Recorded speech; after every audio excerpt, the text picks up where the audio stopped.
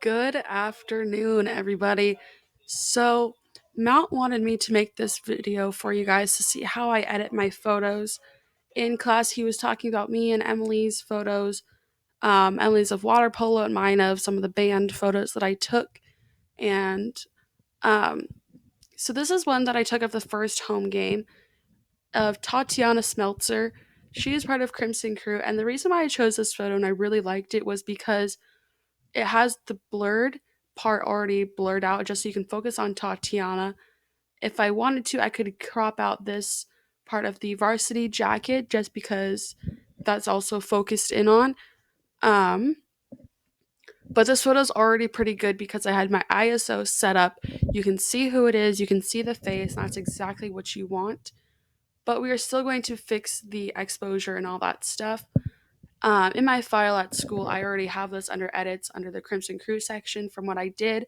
So the photos are going to look a little different than what I actually did with the photo. I'm not sure if I even edited this one all the way um, because I didn't feel like it needed to, but there are some things that could happen to it.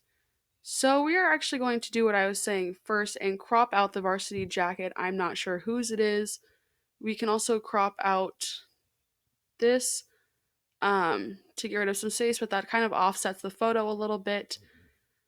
So now she's kind of directly, maybe a little off to the left um, in the photo, which is fine. That doesn't have to be smack dab in the center.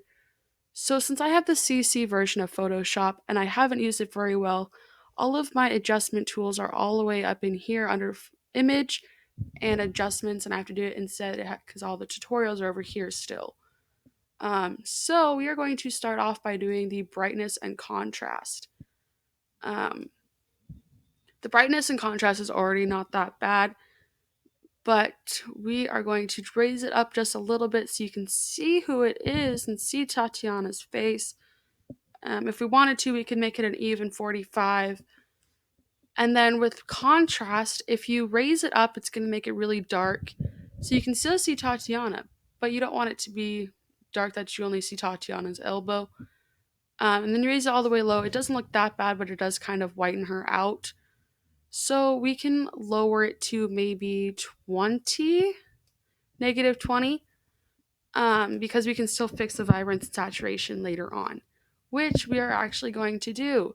So another adjustment is levels and curves. I don't use that hardly at all.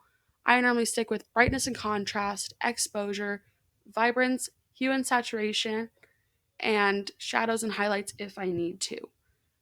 With shadow and highlights, brightness and contrast, and the exposure kind of does that for me, but that just helps a little bit depending on what your photo is. So we are going to do the vibrance and hue and saturation next. I always do exposure a little bit last, and that's why I always do brightness contrast first, so you don't have to mess with exposure that much. Um, so with vibrance, we are going to raise it up to a pretty low number, maybe 15. You don't need it to be too vibrant because she's already out there. She's got a white Crimson Crew shirt, so the Crimson Crew pops out even more when you raise the vibrance. But then again, you don't want it to look a little weird. See, when you raise it up, it makes her look orange. Um, so we're going to stick with 15. Saturation is also going to change the skin tone and the tone of the picture.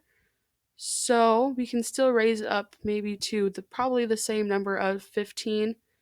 I'd stick between 10 and 20 with this photo. So we're just going to do 15. So next is, I'm so not used to this. Okay.